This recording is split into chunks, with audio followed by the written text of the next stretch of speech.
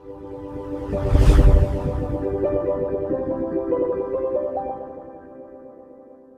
is what is an artificial neurons work.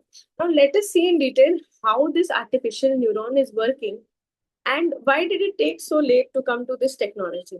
So basically हमने machine learning के बारे में सीखा। मशीन लर्निंग क्या करता है? वो सीधे सीधे रूल्स और कोड्स पे ऑपरेट करता है। ये रूल्स और कोड्स से एक रिजल्टेंट आउटपुट देता है, या तो 1 या तो 0। ठीक है, लेकिन अब आ जाते हैं हमारे star of the year artificial neural network पे। आर्टिफिशियल न्यूरल नेटवर्क को कोई कोड्स नहीं दिए जाते, कोई रूल्स नहीं दिए जाते। अब मान लीजिए कि कोई 5 साल का बच्चा है, उसको आपने बोला कि बिल्ली कैसे पहचानते हैं, तो will it take them time? No, they can easily identify what a cat is. अब इसके लिए कोई रूल या फिर कोई कोड नहीं लिखे गए हैं, उसको दिखाया गया है, बच्चे को दिखाया गया है कि ठीक है, एक बिल्ली है जो ऐसी दिखती है। अगर इसको हम कोडिंग की तरह करने जाए,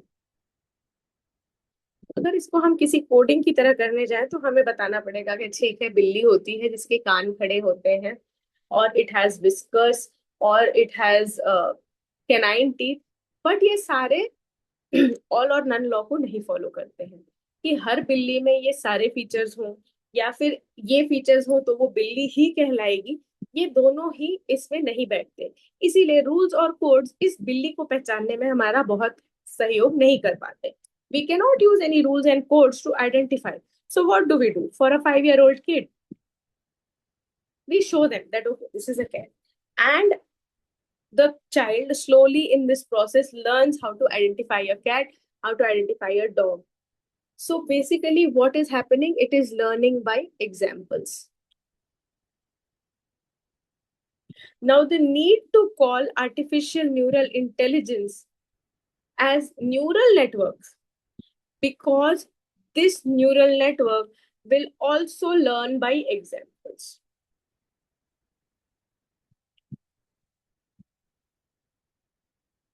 It doesn't have any codes, it doesn't have any rules, it doesn't have any algorithm. It simply has learned by examples.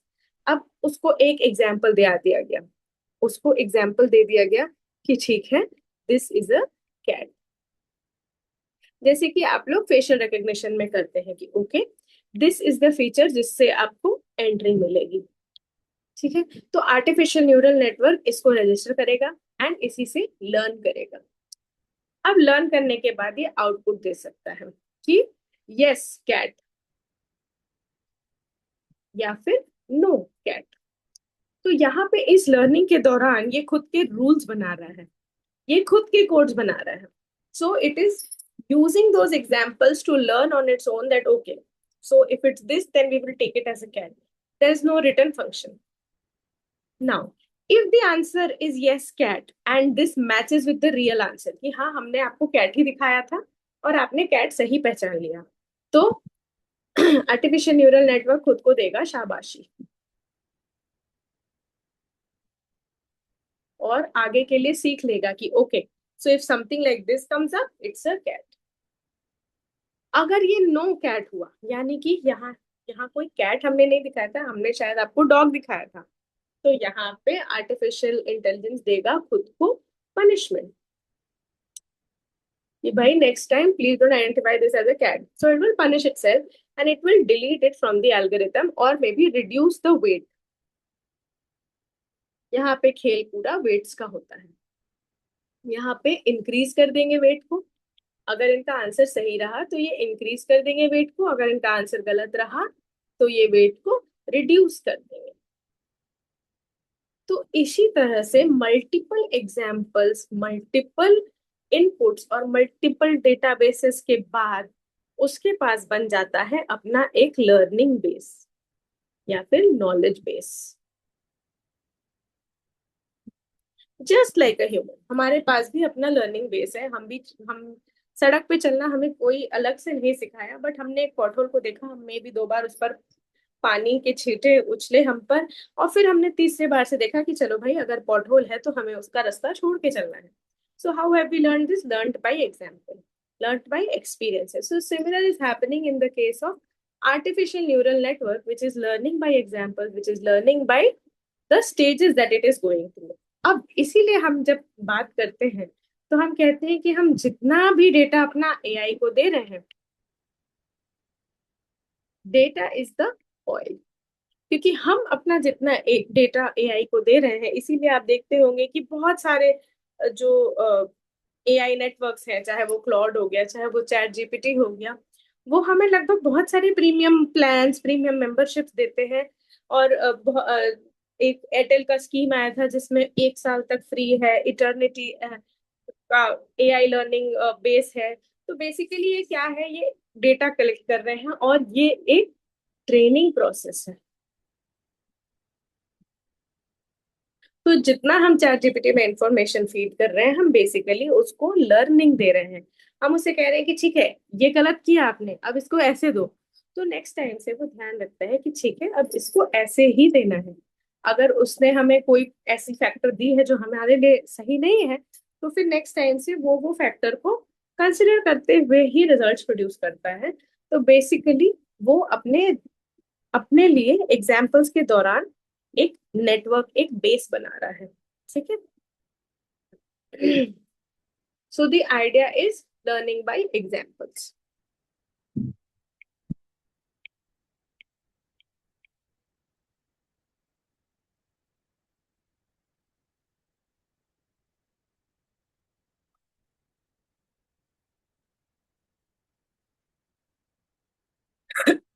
और यहाँ पे उसमें जो बेसिक यूनिट है, न्यूरॉन्स में जो बेसिक यूनिट है वो न्यूरॉन ही है, right? But this is the artificial neuron.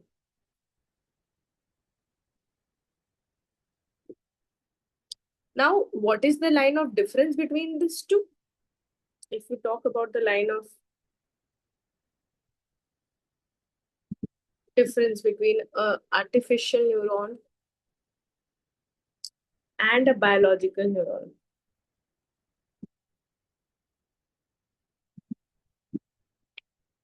ये जो है ये एआई मॉडल्स में रहते हैं, और ये जो है ये ह्यूमंस में रहते हैं। इसके अलावा भी बहुत सारे स्पीशीज में होते हैं, बट ह्यूमंस का बेस्ट नोन एग्जाम्पल है, बेस्ट नोन स्पीशीज है। ठीक है। इनका जो है वो आउटपुट एक्सन के दौरान आता है। इनका जो आउटपुट है वो नेक्स्ट न्यूरॉन के दौरान आता है। ठीक है।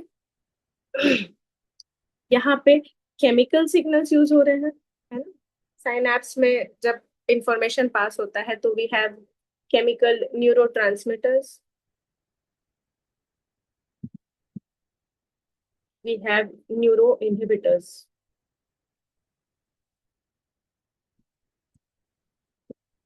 यहाँ पे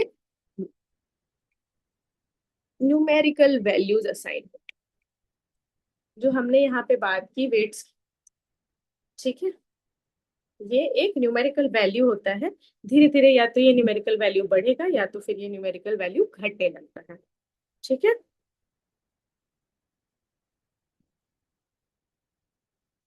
यहाँ पे सिग्नल्स की प्रोसेसिंग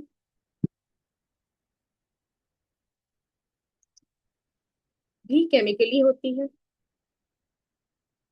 और यहाँ पे जो सिग्नल्स की प्रोसेसिंग होती है आर्टिफिशियल न्यूरॉन में, वो मैथमेटिकली होती है। सो बेसिकली एक आर्टिफिशियल न्यूरॉन ने अपने सारे प्रोसेसेस को मिमिक कर लिया है एक बायोलॉजिकल न्यूरॉन को। ठीक है। यहाँ पे इनका वेट से मतलब है, if it cares about a process, कुछ ऐसी चीज है जो उनको इंस्ट्रक्शंस मिली कि हाँ भाई वाह, जो हमने शाबाश की बात की, तो this means it should care about the process, तो इसका वेट हाई कर लेते हैं ये। And if it doesn't care, तो ये वेट को लो कर देते हैं कि भाई इस फीचर को हमें ध्यान नहीं रखना है। When identifying a cat, it is not necessary that a cat will have a striped body, this should have the least preference. ठीक है।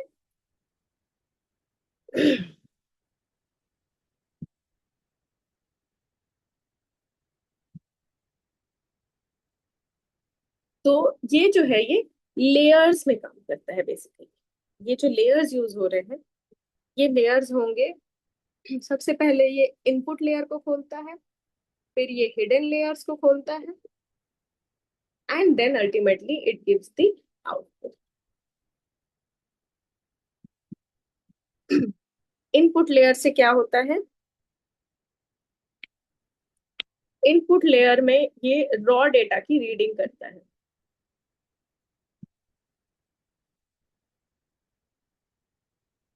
हिडन लेयर में ये प्रोसेसिंग करता है या फिर पैटर्न्स एक्सट्रैक्ट करता है,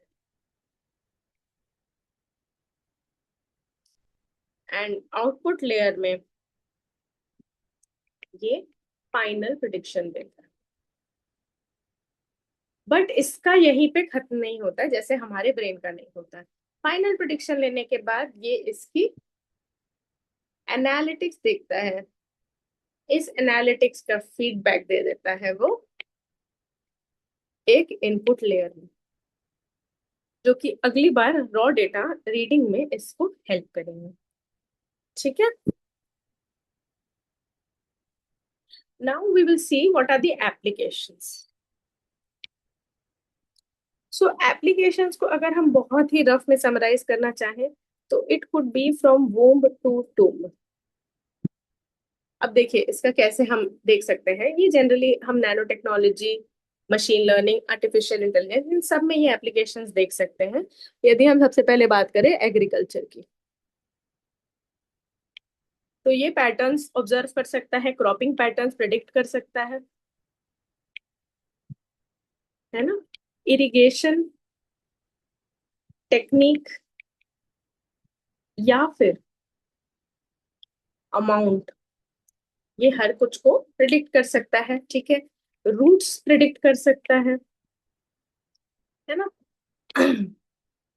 उसके बाद पोस्ट फार्म प्रोडक्शन, इन सब में इसका रोल हो सकता है। अब आप अपना माइंड एक्सप्लोर कर सकते हैं कि हम कहाँ कहाँ आर्टिफिशियल न्यूरल नेटवर्क को एक्सप्लोर कर सकते हैं। अब हम यदि हेल्थ केयर की बात करें, किसी डिजीज की प्रोग्नोसिस देख सकता है वो, उस डिजीज की प्रोग्रेशन देख सकता है, उसके क्योर को या फिर मेडिकेशन को इवेलुएट कर सकता है, रिस्क फैक्टर्स आइडेंटिफाई कर सकता है।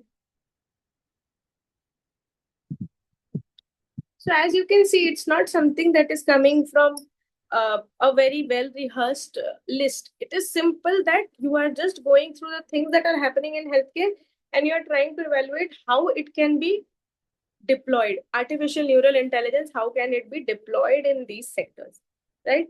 अगर हम फाइनेंस की बात करें, तो ये फ्रॉड डिटेक्ट कर सकता है, बेस्ट प्रैक्टिसेस डिटेक्ट कर सकता है ना, कि कौन सा किस तरह से स्पेंडिंग करने से हमें कितने बेस्ट रिजल्ट्स आ सकते हैं, है ना। स्टॉक मार्केट की फोरकास्टिंग कर सकता है।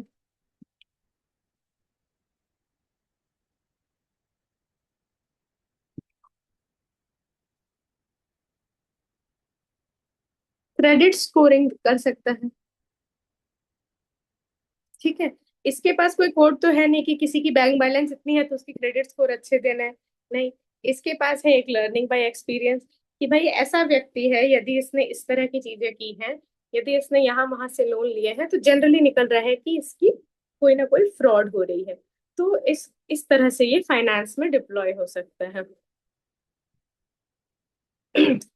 अगर हम वेहिक्यूलर या फिर अर्बन मोटिलिटी की बात करें, तो हमने बिल्कुल स्टार्टिंग में इस एग्जांपल से स्टार्ट किया था, self driven cars, obstacles predictions, road science, ये इसको रीड कर सकता है, इसको प्रिडिक्ट कर सकता है ना। तो इस तरह से ये अपनी मोबिलिटी को प्लान कर सकता है, ठीक है। या फिर जो हमारा गूगल मैप्स करता है, ट्रैफिक प्रिडिक्शन।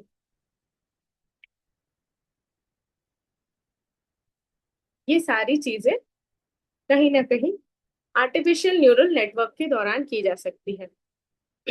अब मैं आपको एक टास्क देती हूँ कि आप एग्रीकल्चर, हेल्थ केयर, फाइनेंस और वेहिकुलर अर्बन मोबिलिटी के अलावा आप अदर एप्लीकेशंस ऑफ एआई को हमारे कमेंट सेक्शन में बताइए कि ये और किस तरह से हमें हेल्पफुल साबित हो सकता है। अब आ जाते हैं इसके थ्रेट्स। सबसे बड़ा थ्रेट जो भी किसी भी इमर्जिंग डेटा बेस्ड टेक्नोलॉजी में है, वो है डेटा सिक्योरिटी की। डेटा सिक्योरिटी एक बहुत बड़ा प्रॉब्लम है कि इतना डेटा स्टोर कहाँ होगा। हमारे पास इंफ्रास्ट्रक्चर है, और अगर है तो वो कहीं ना कहीं क्लाइमेट पे ईट कर रहा है। तो सबसे बड़ा थ्रेट थ्रेट है डेटा सिक्योरिटी का।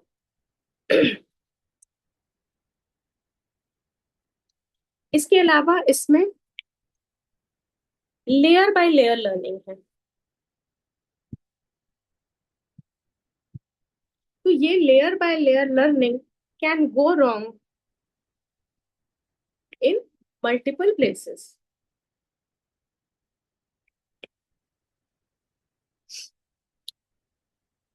Third, it is hard to interpret.